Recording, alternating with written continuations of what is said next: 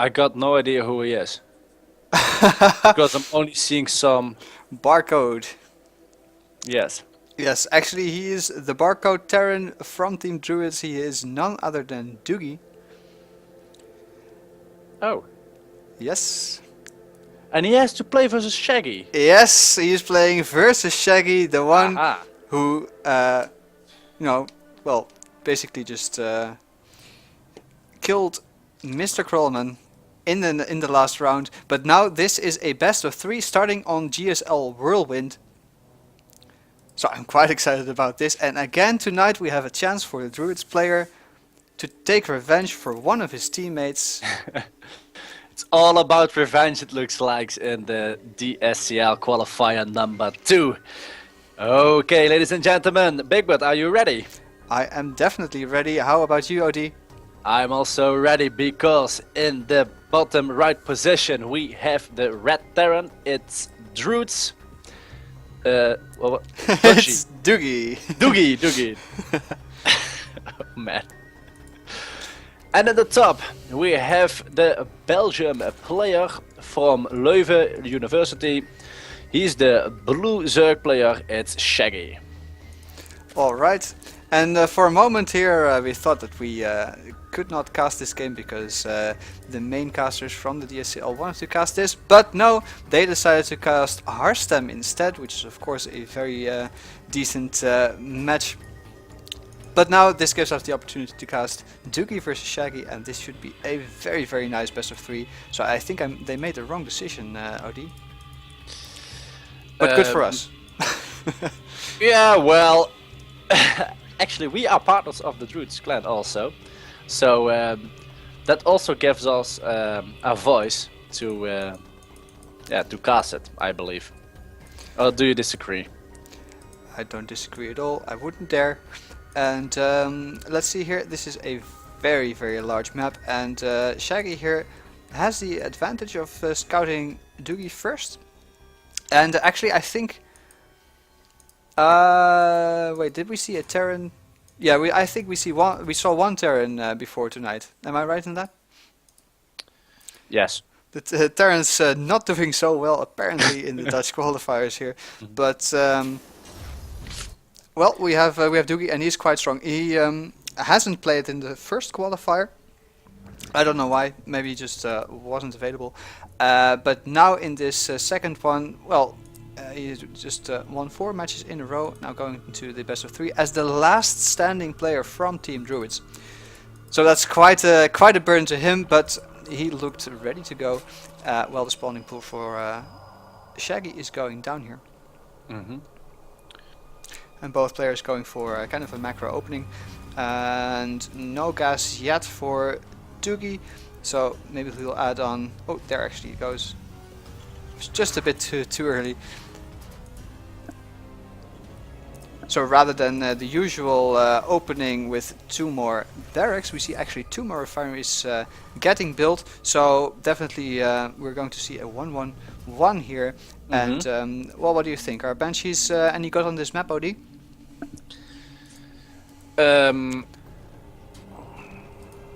Or at this point of the game, they are.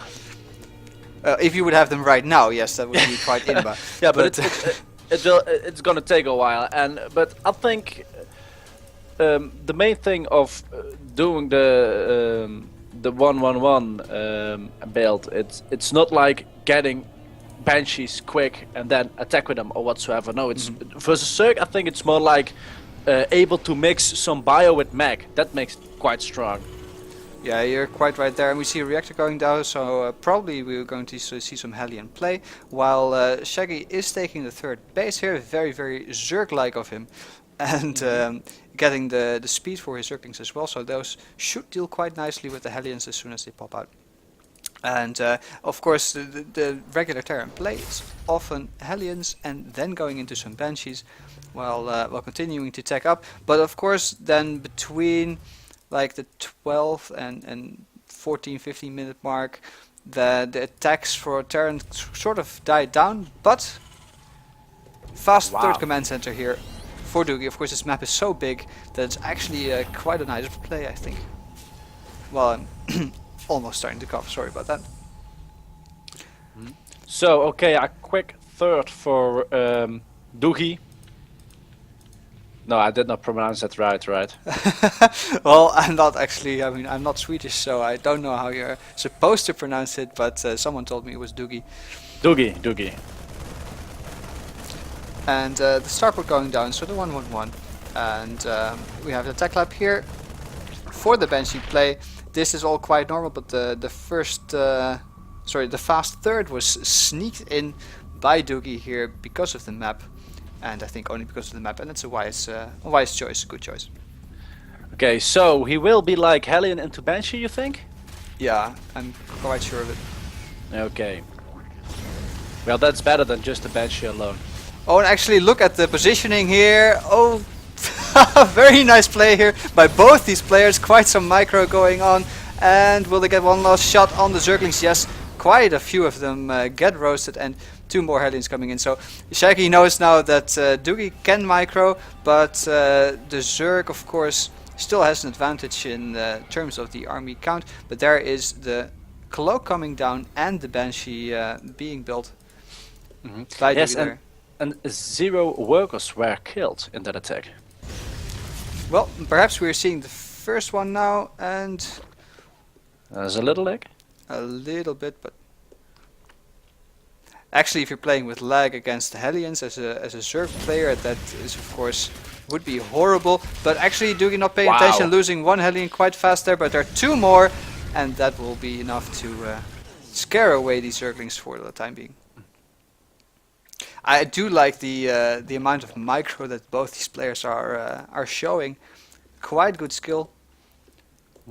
And I think Shaggy knows what's coming because he's got the spore crawlers up. He's ready for lots of things. And look at that, Duggi just wanting to see if he can get in anywhere. And there are a lot of links are coming, and can they actually catch the Hellions? They do catch the Hellions, but well, they do get quite a number of Zerglings, but now the Banshee comes in, but there already is a spore crawler there, so Shaggy knew it was coming. Let's see. Yep. But maybe he could harass something else with the Banshee just to put on some pressure. Because there's no lair attack, right? Oh, there is already. There's lair attack, and Roachborn just Pay finished. attention. And the evolution chamber is there, only a single one though. So it's nothing too greedy, and the Spire is there, but it got spotted by Duggi with that scan there. Okay, that's a nice pickup for him. Mm-hmm.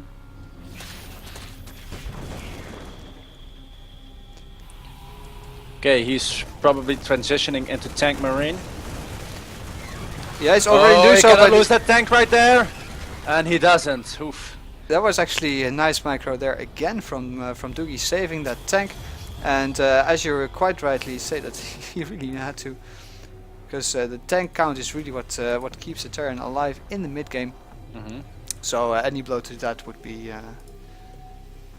yeah, kind of awesome for the Zerg, of course. And well, there you have it.